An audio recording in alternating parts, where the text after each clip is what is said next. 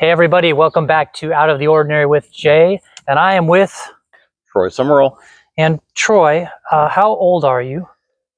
51 right now. Okay, and where are you from? As I say, born and inbred in Baton Rouge. Okay. But grew up in Arizona. Okay, okay. And what is your occupation? What do you do? Drive semis for UPS. Been with them for 32 years. All right, so I want to get your thoughts on some of the top questions that I like to ask people. Okay. My first question is, what are your thoughts on aging? Like, what do you think about aging in general? Like aging gracefully, fighting it, the perfect age, health, happiness. What are just your general thoughts on aging? I try to fight it as much as I can because I like to think I'm young. I know I'm not, but I try to think I am. And age is just, it's a thought process. I mean, the thing is, if you're prepared to die, we're all going to die. So age will catch up with you. You will die. But if you're prepared for it, you know your Lord and Savior, and everything's good. So the death part doesn't matter. And as you get older, you get smarter, you get wiser, you just get older, and you get slower. So when you say you're for fighting it or trying to stay young or whatever. Yeah. What do you mean by that? Like what do you do? Like what are some things you do to try to stay young? And first of all, are we drawing any distinction between staying young and being immature?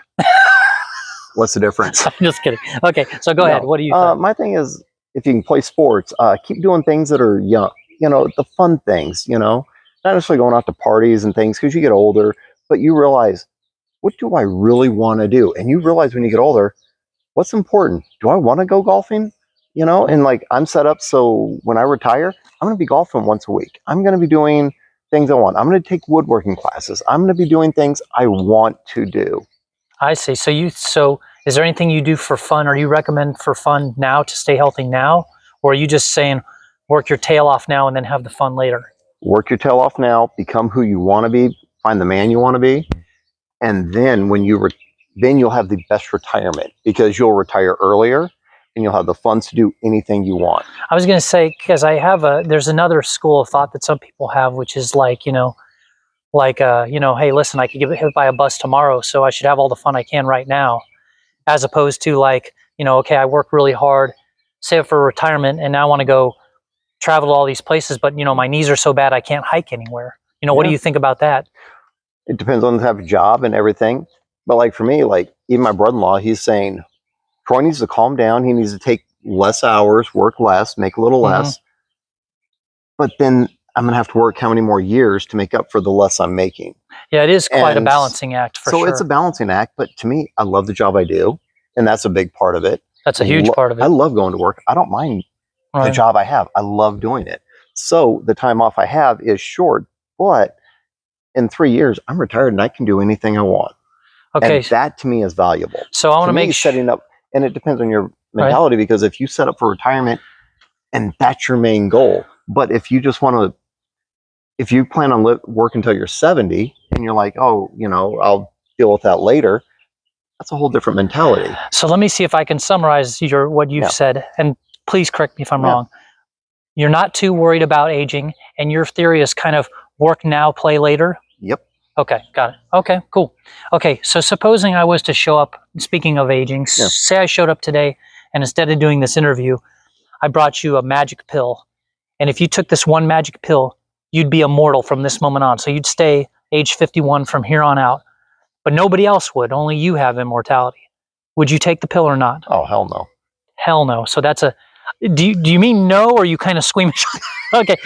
So why the hell no? By the way, that might be the first hell no I've gotten. So good job. Well, the reason is, to live forever, you would see every time you got close to anybody, they're going to die. You would constantly be living in regret and sadness. You would sit there and like right now, I got 51 years and there's a few things I regret. I'm like, I wish I'd done this. I wish I'd done my money different things. You're going to have 2,000 years of, God, I wanted to do this. I should have done that. Or so-and-so died. This person died. I should have loved her. I picked her over this woman. In 2,000 years of that? No. Well, can I give you a couple of counters? Go ahead. First of all, after 2,000 years, your pickup lines would be strong. I would think you would really have some good moves. Okay, that's the first thing. No doubt about that. But also, somebody else gave me this other argument that I thought was interesting, is they said, yeah, everybody I know is going to die. I'll outlive everybody. He's like, but actually, he goes, my family will be expanded. He's like, because I'll live forever. I'll know all of my offspring, all of the generations, and presumably they'll live longer and longer, if not forever, but they'll live longer. And so I thought that was kind of an interesting thought. Depends on the people, because let's say you have, what if all your let's say you have 5 kids, and then they all have 10, or let's say they all have 3 kids. Now you're up to 30 grandkids. Are they all going to live right there? How many are moving out? How many people are you going to go, oh, wait, I was related to you? You're going to lose track, even with the internet nowadays. I have so many cousins now. I'm like, oh, you are a cousin. I did just think of something, though. What would your stock portfolio look like after 2,000 years? Oh, pretty good. Yeah, it would look good. All right. Okay, so no, you're saying no to immortality? No. Hell no, actually, is what you said. Okay. No, okay. I'll be happy if I get 80 years. If I'm 80 years old, you're good. I figure I'm already on borrowed time, because how many people die before age 10? Well, yeah. I'm on borrowed time, and I've had a great life. So every day is a blessing. Okay, I like it. Let's go the other way. What if I came to you and instead of showing up with an immortality pill, I showed up with a piece of paper that was for sure from a doctor, and we knew it to be true, that you only had 1 year left to live? What would you do? You got 1 year. Same as I am now. You still getting up and going to work every day? Yeah. 1 year left to live? I probably put in for retirement, so like the last 6 months I could do whatever. I mean, and it depends. At least max out your vacation time, for crying out loud. Yeah. No, but I'd probably go ahead and retire, but I'd probably wait 6 months, depending on if it's, hey, in 1 year, boom, you're dead, like a mass heart attack type thing, or is it, hey, it's 1 year instant. It just happens. You're gone at the 1 year mark. Then I'd probably wait 6 months and then say, now for 6 months, I mean, I really wouldn't have that much to do. Would you become some kind of daredevil the last couple weeks or months? Like, hey, screw it, I'm out of here anyways. Why not jump the Grand Canyon? No. No? Probably keep doing exactly what I've done. Well, if you're happy, just keep doing what makes you happy. That makes sense. I like that. I mean, my family knows I love them. I mean, so it's not like, I got to spend more time with mom or my sister or whatever. Yeah, they know. They know I love them. So why? Okay. Yeah. Okay, I like those answers. Okay, if you could travel back in time, what would you change?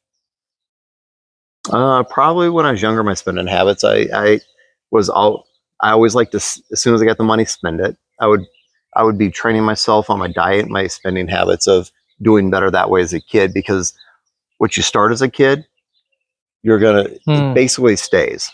I see. So if your eating habits are good as a kid, you generally keep them as an adult. And if your spending habits are good as a kid, you're going to keep them as an adult. So it's certainly easier because you're building habits at that age. I would probably say my spending habits, because it's still, there's money, I can spend it. It's easy. Burning a hole in the pocket. Okay. Yep. Okay. What is the purpose of life? Is there a purpose of life? Do you have any sort of guiding principles or guiding principle? To each person, it depends on what they believe. Like to me, as a Christian, I believe God created this earth, and our purpose is to, just to be the light to the world for Him. So, and just to try to, and that's basically your purpose. Try to influence other people and just make a positive influence.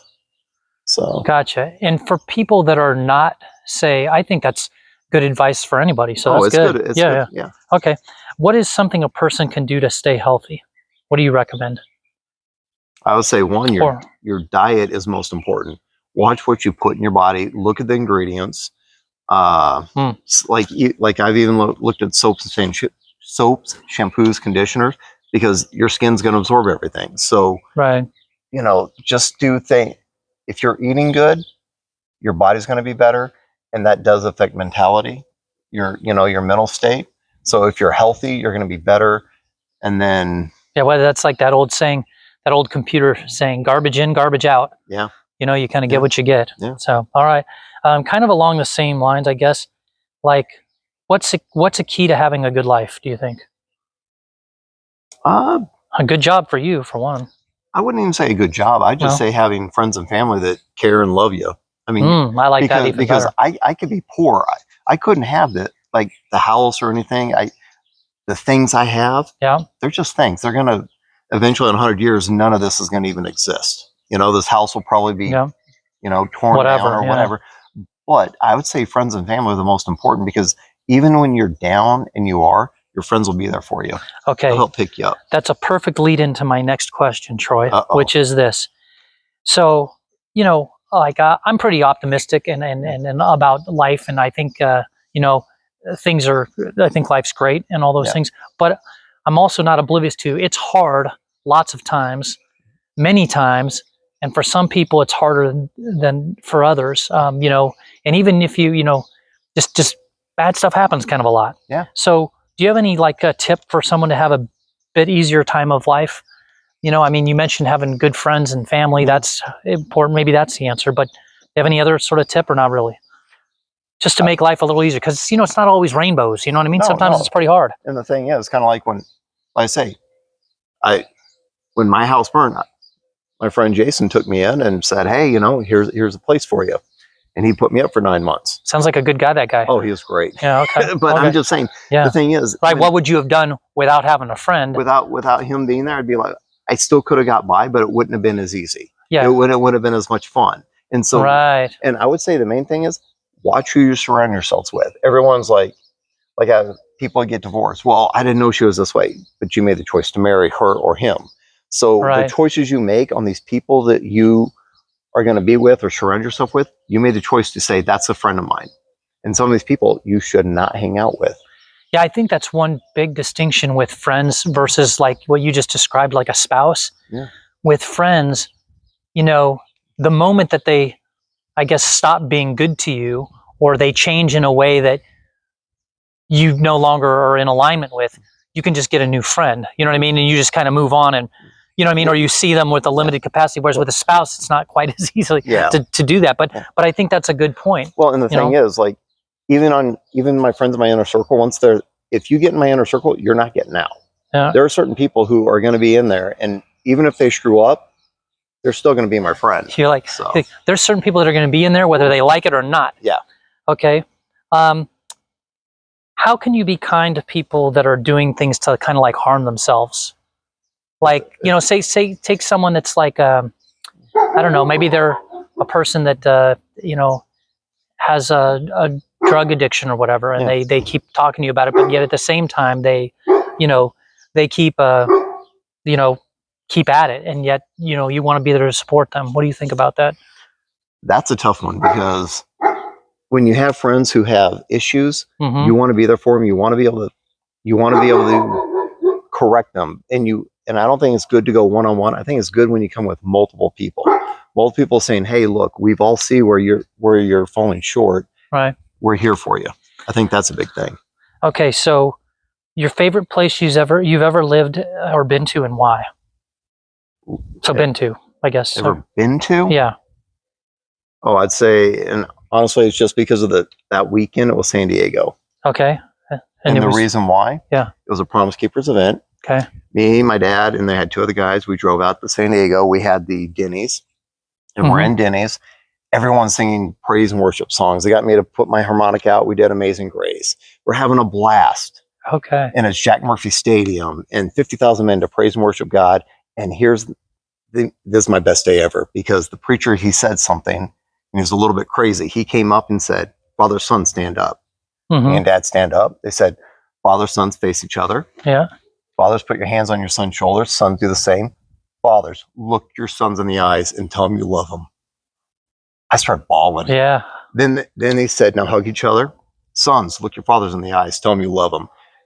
Now pray for. Now here's where he's crazy. He said, pray for. How am I going to pray?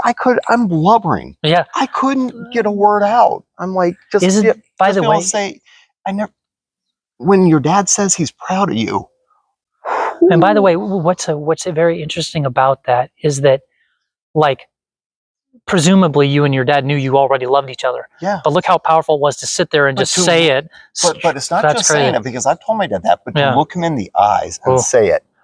Yeah, I can't even look you in the eye right now, so forget it. That's power. Yeah, okay. So, but you wouldn't, like, move to San Diego? No, I wouldn't move there, but that was my favorite time. Favorite everything. I gotcha. But as far as living, that sounds like that could have been anywhere. It was the experience. That was that experience. But it just happened to be in San Diego. In San Diego. I see. Okay. But I would probably say if I had to live anywhere, Chandler, just because you have everything. Okay. These are just my last two questions. Okay. What do you think about our self-talk, our inner monologues, our little voices, that little voice? What do you think about that? Never shuts up. Never shuts up. My voice keeps going. I'm driving, and sometimes I don't listen to anything, and I just sit there and talk to myself, play out my own little scenarios, and it's a great thing. It's a great thing. I was going to ask you, like, what do you think that is? What is that? My thoughts with myself, sometimes it's just me talking to God, but sometimes my inner thoughts are God getting to me and saying, hey, you know what you should be doing. So, it's a weird thing to have a conversation with yourself, isn't it? But we do it all the time. oh, I do it all the time. Yeah. And sometimes I even do it out loud. A lot of times I do it out loud. My co-driver will say, who are you talking to? I'm like, I was singing. A guy that I know I'm going to agree with. Yeah. Okay, last question. Yes. Or just a couple questions. Do you get deja vu or any weird occurrences? So do you get deja vu or any weird occurrences? The only thing I've had is I've had dreams, and then I've had like 2 or 3 times where I've had a dream, and then like a day or two later, I'm like, I was here in my dream. I remember this, but that'd be the only thing I've had like that. Okay, last question. Do you get deja vu or any weird occurrences? Well, I did say I had dreams. Just kidding. That's my interview with Troy. Thanks, buddy. All right, thanks.